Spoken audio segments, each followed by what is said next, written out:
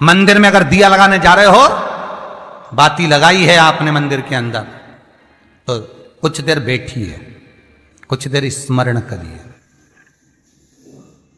हमारे यहां तो यहां तक कहा गया है कि किसी मुर्दे को अगर जलाया भी जाता है तो कपाल क्रिया तक रुकना पड़ता है कि थोड़ा रुकिए, कोई पीछे से आकर कुछ कर ना जाए। दीप जलाएं, थोड़ी देर रुकिए। और दीप का भी नियम है महाराज, दीप का भी नियम है।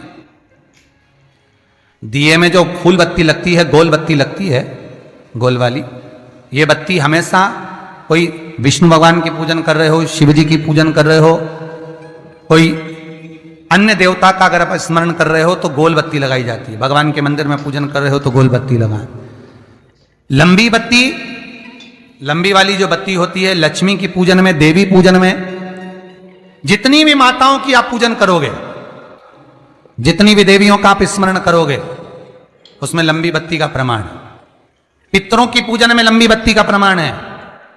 पितरों को कभी गोल बत्ती नहीं लगती। आप मटके के पास में, परिंदे के पास में, जल के पात्र के पास में कोई भी अगर दिया लगाएंगे तो वहां गोल बत्ती रखकर लगाएंगे तो घर में लक्ष्मी नहीं टिकेगी। कई लोग कहते हैं कि परिंदे के पास, मटके के पास में, पानी के स्रोत के पास में जहां जल भरते हैं, हंडा रखते हैं, टंकी रखते हैं, वहां पर मटके के पास बत्ती लगाओ, दिया लगाओ, पितर शांत रहेंगे। तो पितरों को शांत करो, मना नहीं है, पर दिया लगाने का नियम है कि पितरों को अगर आप दिया लगा रही हो मटके के पास, परिंदे के पास, या अमावस्या के दिन पितरों के लिए अगर दीप लगा रही हो तो गोल बत्ती अगर लगाओगी तो कार्य कभी सफल नहीं होगा। धन आएगा जाएगा, टिकेगा नहीं। इसलिए पितरों के लिए अगर दिया लगाना है, पूर्वजों के लिए दिया लगाना है, पितरों के लिए अगर दीप लगाना है तो लंबी बत्ती लगाइए, लंबी बत्ती। महाराज, लंबी बत्ती का प्रमाण हमारे यहां शास्त्र का, गोल बत्ती का प्रमाण। और सुंदर चरित्र कहा, यदि आपके जीवन में बहुत ज्यादा लक्ष्मी से तकलीफ है, कष्ट बहुत ज्यादा है, या इसलिए शायद कहा जाता है कि भगवान को सर्वश्रेष्ठ कौन सा चंदन अच्छा लगता है। आपको पहले भी कथा में कहा, आगरा की कथा अगर किसी ने सुनी होगी तो उसमें वर्णन किया। भगवान को सर्वश्रेष्ठ चंदन कौन सा, भगवान को सर्वश्रेष्ठ चंदन कौन सा प्रिय है, वो कौन सा चंदन है जो भगवान विष्णु को लगाएं, राम को लगाएं, कृष्ण को लगाएं, वो कौन सा चंदन है जो श्री हरि को लगाया जाए। तो जीते जी भगवान विष्णु एक बार गले लगाते हैं, उसको कहते हैं हरि चंदन। कौन सा चंदन है? हरि चंदन। हरि चंदन बाजार में नहीं मिलेगा, हरि चंदन आपको बनाना पड़ेगा। कैसे बनाना है?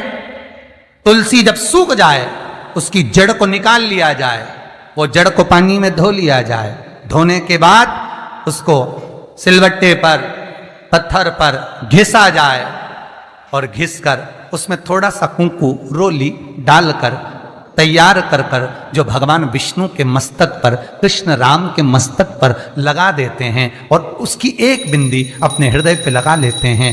जीते जी भगवान एक बार उसको गले लगाते ही हैं। हरि चंदन प्रियता। जैसे शिव महापुराण में रुद्र चंदन का भाव है,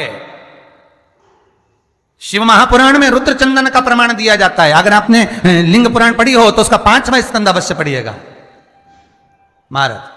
और शिव महापुराण अगर पढ़ रहे हो तो उसका कुमार खंड पढ़िएगा, जिसमें रुद्र चंदन का प्रमाण है। रुद्र चंदन कैसा, रुद्र चंदन का प्रमाण कैसा? तो महाराज कहा,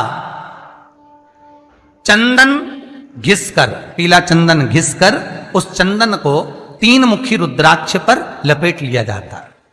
3 मुखी रुद्राक्ष पर उस चंदन को लपेटा जाता है। लपेटोगे उसके बाद उसको ऐसा गोल करोगे तो एकदम चिकना हो जाएगा, एकदम चिकना, ठीक है, एकदम चिकना हो जाएगा। और उस चंदन को आप शिवरात्रि के दिन, और कोई से भी महीने की शिवरात्रि, किसी भी महीने की हो, सब फलदायी होती है। अगर आप पंचांग में देखेंगे तो शिवरात्रि लिखी हुई आती है, हर महीने शिवरात्रि पड़ती है।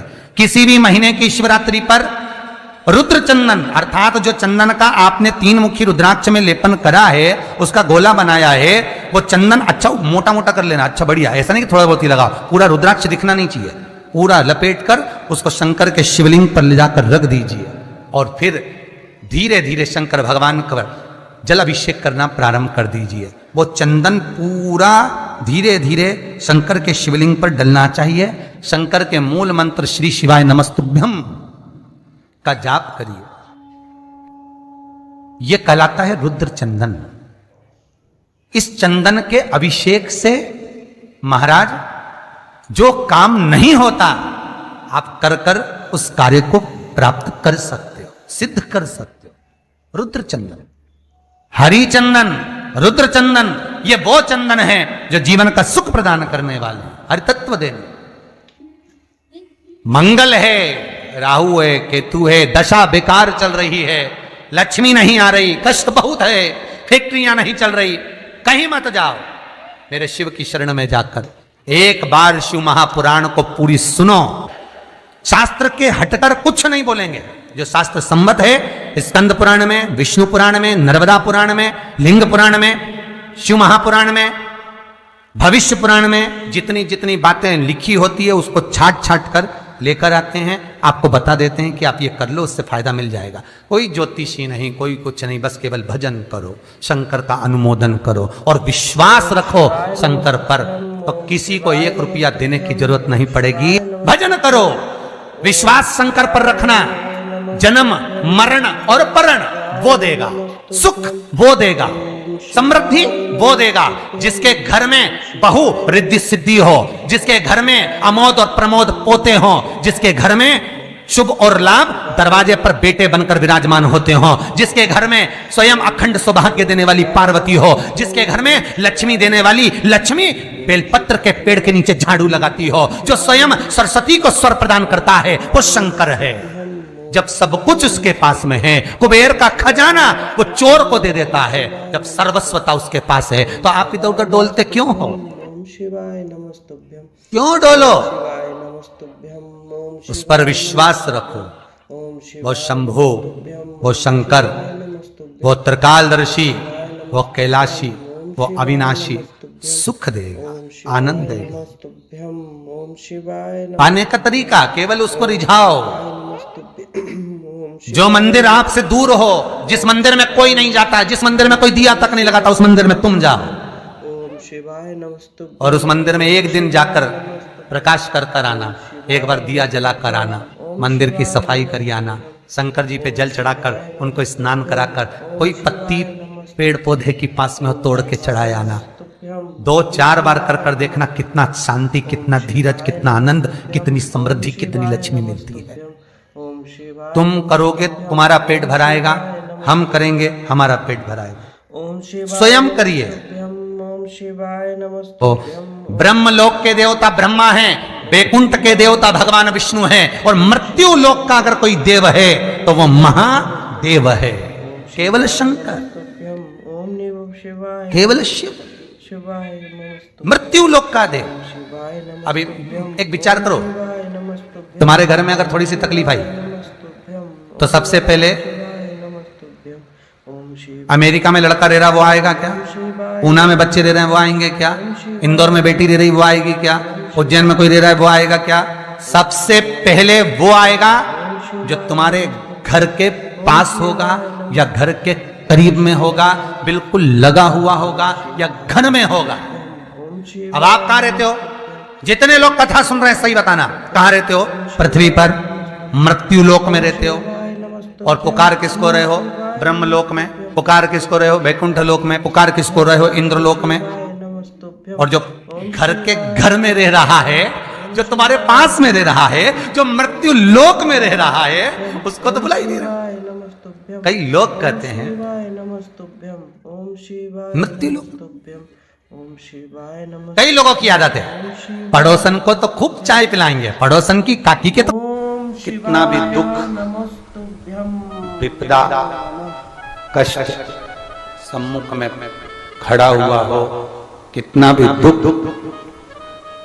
पूंजी धन की अगर आपको कमी पड़ रही है और ऐसा लग रहा है कि मेरे पास में कुछ भी नहीं, हम तो यहाँ तक कहेंगे कोई मकान बना रहे हो, बेटी का विवाह कर रहे हो, बेटे का विवाह कर रहे हो, कोई अच्छा कार्य कर रहे हो, धन संपदा की भी कमती दिखे तो उस समय पर कांता भगवान का स्मरण कर, कांता चक्र का स्मरण कर, शिव और नारायण का नाम लेकर एक बेलपत्र, एक शमी पत्र, एक श्वेत पुष्प, एक लाल पुष्प दोनों हाथ में लेकर भगवान शंकर के अशोक सुंदरी के स्थान पर अगर समर्पित करा जाए तो संपदा की भी कमी नहीं आती। वो कांता चक्र है जो नारायण के। यहां तक शिव महापुराण की कथा कहती है, अगर कोई विद्वत ब्राह्मण ने आपको बताया है कि आपके घर में पितृदोष है, कोई विद्वान ब्राह्मण ने बता दिया कि आपके घर में काल सर्प दोष है, कोई विद्वान ब्राह्मण ने बता दिया कि आपके यहाँ पर ये वास्तु दोष है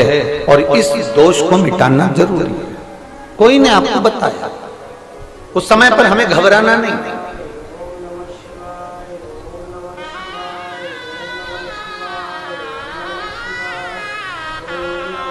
उस समय में घबराने का क्रम नहीं है।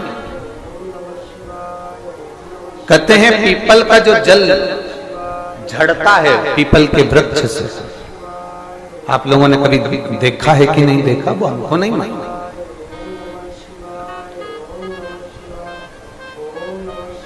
कितना भी अगर कोई वास्तु दोष बता दिया, पितृदोष बता दिया, काल सर्प दोष बता दिया, कितना भी अगर कोई दोष बता दे, तो पीपल का जो जल वृक्ष में से झड़ता है, कभी कभी आप उसके नीचे हाथ रखकर देखना, थाली रखकर देखना, उसमें पत्थर पर देखना, तो वहां पर भी पानी के निशान आपको मिलेंगे, बूंद के निशान मिलेंगे।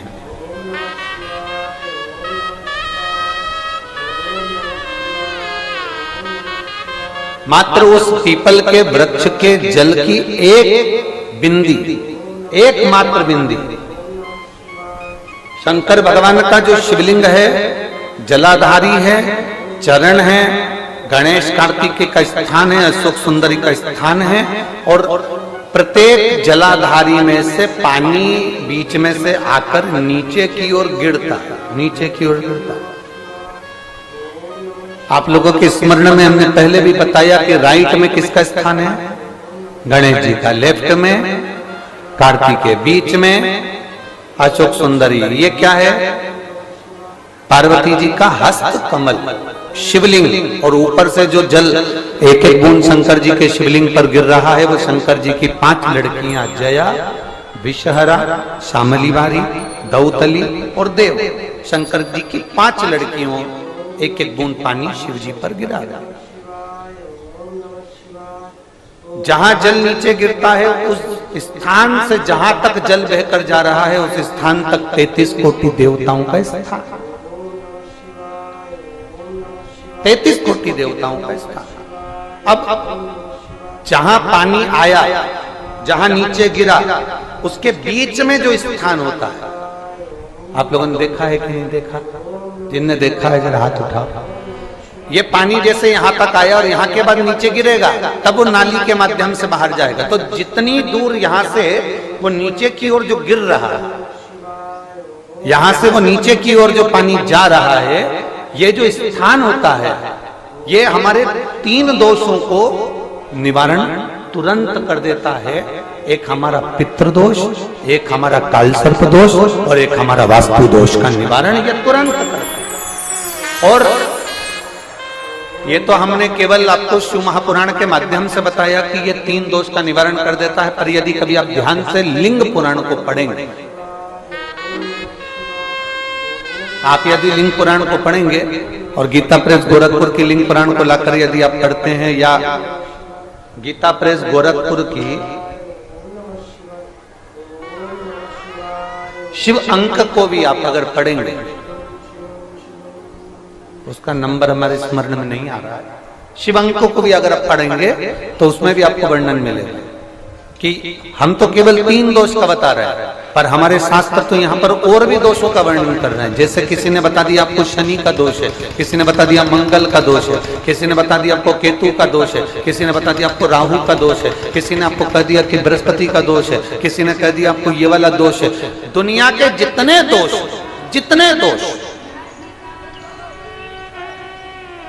पीपल के वृक्ष के झड़ता हुआ जल की एक बूंद का स्पर्श, भले वो सूख गई हो, उसका एक स्पर्श मात्र जहां पानी नीचे की ओर गिर रहा है, उतनी परिधि उतनी जगह के बीच में जहां से पानी गिरता है, बस उस स्थान पर अगर वो उंगली अपना नाम और गोत्र का स्मरण कर कर भी लगा दी जाए और एक लोटा जल चढ़ा दिया जाए तो ये जितने दुनिया के दोष हैं वो अपने आप समाप्त हो ही जाते हैं। शंकर की भक्ति का है